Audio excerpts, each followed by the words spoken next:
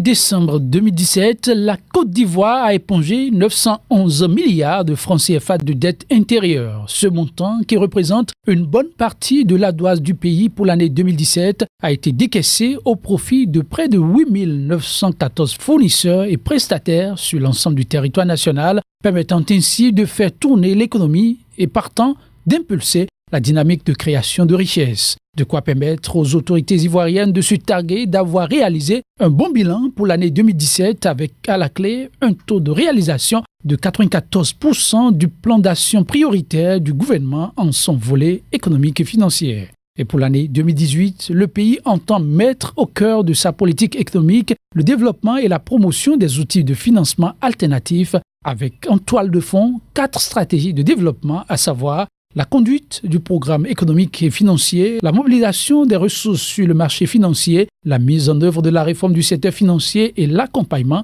du secteur privé. Tout ceci pour un taux de croissance projeté à 8,3% en 2018 contre une estimation de 8,1% en 2017 en dépit des fortes tensions sociales et de la baisse du coût mondial du cacao. Plusieurs actions sont entreprises au Tchad pour accroître la mobilisation des ressources fiscales hors pétrole, maîtriser les dépenses publiques tout en sauvegardant les acquis sociaux et mettre en œuvre une stratégie d'endettement prudente dans le cadre des engagements du pays vis-à-vis des partenaires au développement. On peut citer entre autres la réorganisation des régies financières avec à la clé la conclusion de contrats de performance. Ainsi, l'année 2018 verra une refonte totale du système d'intéressement et de motivation des agents des régies et une révision des tests actuels. Aussi, la mise en œuvre du processus de dématérialisation de la collecte des impôts et taxes se fera de manière progressive avec l'introduction de solutions et schémas de collecte différenciés des impôts et taxes à travers la téléphonie mobile. De même, les exonérations seront gérées de manière rationnelle à travers une application informatique intégrée qui permettra aux douanes tchadiennes de sécuriser leurs recettes. Autre action entreprise, la rationalisation des ressources humaines et le lancement d'une opération dénommée Zéro déperdition, destinée à assainir et sécuriser les recettes. Dans cette optique, un numéro vert, le 700, a été mis en place pour dénoncer et réprimer les pratiques indélicates des agents des régies financières. Enfin, une force militaire forte de 36 officiers et 500 soldats équipés de 36 véhicules a été mise à disposition des douanes tchadiennes avec pour mission de contrôler les actions des douaniers régulièrement décriées. C'est à l'occasion des festivités du 59e anniversaire de l'indépendance de la Guinée-Conakry que la première plateforme de conditionnement et de conservation de la mangue a été inaugurée par les autorités. Une action qui entre dans le cadre du programme de développement rural et agricole du président Alpha Condé. Des mots aux actes. C'est ce que nous voyons ici. Des mots aux actes. Les mots, c'est les engagements qui ont été pris pour accompagner ces filières. Les actes, c'est ça, ce que nous voyons aujourd'hui. Cette infrastructure va permettre effectivement d'accompagner les acteurs de cette filière. La Guinée produit environ 5 000 tonnes de mangue par an, mais seulement 5 000 tonnes de cette production vont vers les autres pays de la sous-région. Cette station de conditionnement de la mangue entend augmenter son exportation d'au moins 5 000 tonnes de plus et absorber le taux de chômage. Quand cette plateforme sera réalisée, nous pensons que nous aurons une possibilité de pouvoir augmenter cette production ou cette exportation de mangue de la zone de Cancan d'environ 5 000 tonnes encore. La réalisation de ce projet estimé à 9 milliards de francs guinéens a été possible grâce à l'appui des partenaires techniques et financiers qui ambitionnent non seulement le développement de la Guinée-Conakry, mais aussi toute l'Afrique. Notre initiative, c'est de pouvoir développer cette filiale avec non seulement les personnes sises sur place et encore donner de l'avenir à cette filiale enfin. Ensemble, c'est de faire développer notre continent. La station de conditionnement comprend 3 blocs, à savoir le bloc de conditionnement avec la chaîne de calibrage moderne d'une capacité de conditionnement de 4 tonnes 800 kg de mangue par heure, le bloc de stockage et de conservation avec 3 chambres réfrigérées d'une capacité de 30 tonnes chacune et le compartiment administratif avec des annexes.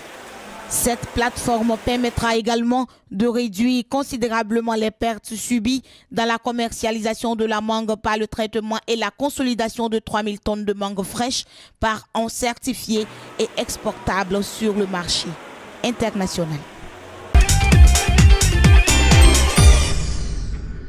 2017, une belle année pour le tourisme mondial. Le secteur a enregistré sa croissance la plus forte depuis 2010 avec un bond de 7% du nombre de touristes dans le monde par rapport à 2016. Au dire de l'Organisation mondiale du commerce, ce dynamisme est suscité par la reprise économique mondiale qui a incité les touristes occidentaux comme ceux des pays émergents à voyager davantage. Aussi, l'Europe, en particulier méditerranéenne, est le continent qui a le plus attiré les visiteurs en accueillant à elle seule près de la moitié des touristes, soit 671 millions de personnes. Les voyageurs semblent aussi être passés outre les craintes suscitées par les attentats djihadistes qui plombaient les chiffres depuis 2 à 3 ans.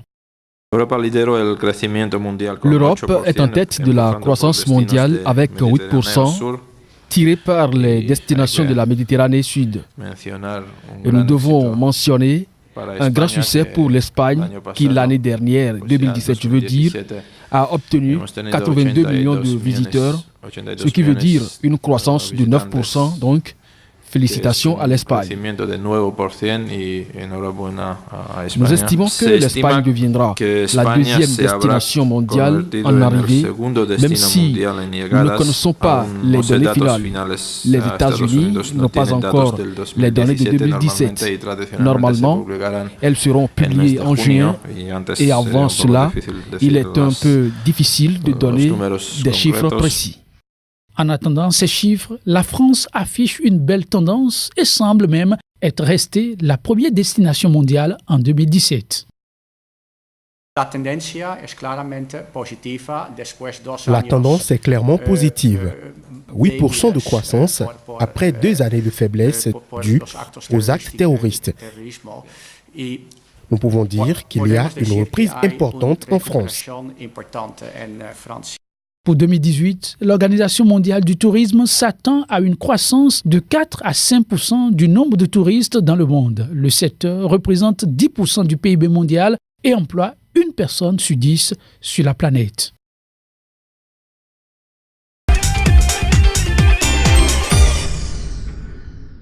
Après une longue période de récession, essentiellement due à la chute du prix du baril de pétrole, les actions nigérianes ont atteint leur plus haut niveau en 9 ans, au moment où la première économie d'Afrique sort d'une grave récession, portée par les prix élevés du pétrole à $69 le baril. Depuis le début de cette année 2018, le principal indice boursier du pays a progressé de 12% en dollars, le portant au plus haut niveau depuis 2008.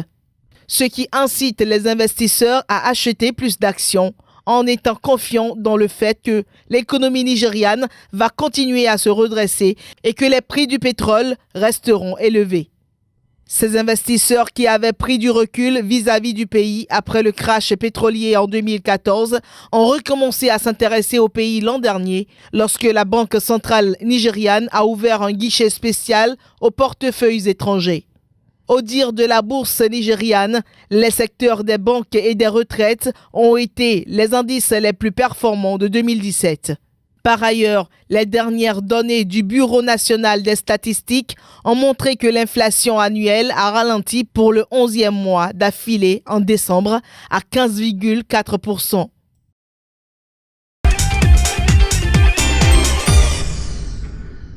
Le rapport 2018 de la Banque africaine de développement sur les perspectives économiques de l'Afrique présente un tableau plutôt optimiste de l'évolution de l'économie africaine. Les prévisions publiées affichent une hausse du produit intérieur brut pour l'Afrique jusqu'en 2020. L'Afrique de l'Est demeure la sous-région la plus dynamique avec une croissance estimée à 5,6% en 2017, puis 5,9% en 2018 et 6,1% en 2019. The African Economic Outlook we just released provided. Les prévisions pour l'économie africaine que nous venons de publier donnent une estimation de 3,2% de hausse du PIB pour l'Afrique, ce qui est supérieur aux 2,6% de l'an passé. Et non, Nous attendons à une moyenne de 4% les 2 prochaines années. Pour rendre effectives ces prévisions, l'Afrique devra, selon la Banque africaine de développement, investir davantage et massivement dans ses infrastructures. Nous avons fait une nouvelle estimation. 130 à 170 milliards de dollars par an sont nécessaires pour débloquer tout le potentiel de l'Afrique. Ce n'est pas simplement construire des routes. C'est construire des routes là où on en a le plus besoin. Construire des voies ferrées là où il peut y avoir un retour sur investissement maximal. Ce faisant, le continent noir pourra créer des emplois pour les 12 millions de personnes qui intègrent sa population active chaque année. De quoi peut-être apaiser les inquiétudes de la BAD qui déplore que la croissance de l'emploi ne suive pas la croissance économique, y compris dans les pays les plus dynamiques.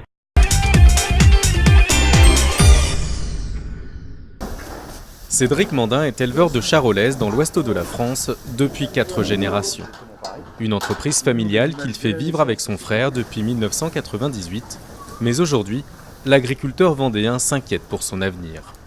Le traité de libre-échange entre l'Union européenne et le Mercosur pourrait selon lui porter un coup fatal au secteur, déjà sinistré. 70 000 tonnes de viande sud-américaine pourraient affluer sur le marché européen chaque année. Avec ces volumes de viande qui pourraient arriver, on va encore perdre des éleveurs qui sont tout à fait louables et qui travaillent excessivement bien, mais qui ne pourront plus tenir économiquement. En discussion depuis près de 20 ans, l'accord entre l'Union européenne et le Mercosur, regroupant le Brésil, l'Argentine, l'Uruguay et le Paraguay, pourrait intervenir dans les prochaines semaines. Un coup dur pour la filière en Europe, après l'accord du CETA, appliqué depuis cet automne, autorisant l'importation de 65 000 tonnes de viande canadienne chaque année. Si on rajoute des volumes importants du Mercosur qui viennent sur l'ensemble du marché européen, qu'on considère à peu près stable en termes de conso, on va complètement détériorer le prix. Cet économiste a fait ses comptes. Si l'accord avec le Mercosur était signé, les prix de vente des producteurs français pourraient chuter de 10%. 25 à 30 000 emplois seraient directement menacés sur les 100 000 que compte la filière. Je ne vois pas d'intérêt majeur pour le secteur agroalimentaire européen sur ce marché du Mercosur. Il peut y avoir quelques secteurs qui peuvent en profiter, mais les risques dans le secteur agroalimentaire global sont beaucoup plus importants que les gains potentiels, que les opportunités. À 11 000 km de Paris, les éleveurs sud-américains comme ici en Uruguay se frottent les mains. Louis Marfurt travaille en famille depuis plus de 50 ans, une exploitation de 1500 hectares, une superficie moyenne pour la région. Il vend chaque année 4000 bêtes, 20 fois plus que son collègue vendéen.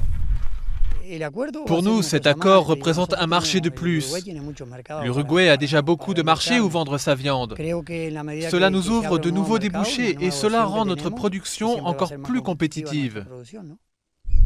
Déjà premier exportateur mondial de viande, l'appétit du géant Mercosur ne cesse de grandir. Autre point de discorde, les normes de production différentes entre les deux blocs, à l'instar des produits antimicrobiens consommés par les vaches au Brésil, mais interdits dans l'Union européenne. Un argument de plus pour les éleveurs français qui espèrent freiner les ambitions de la Commission européenne, moteur de cet accord.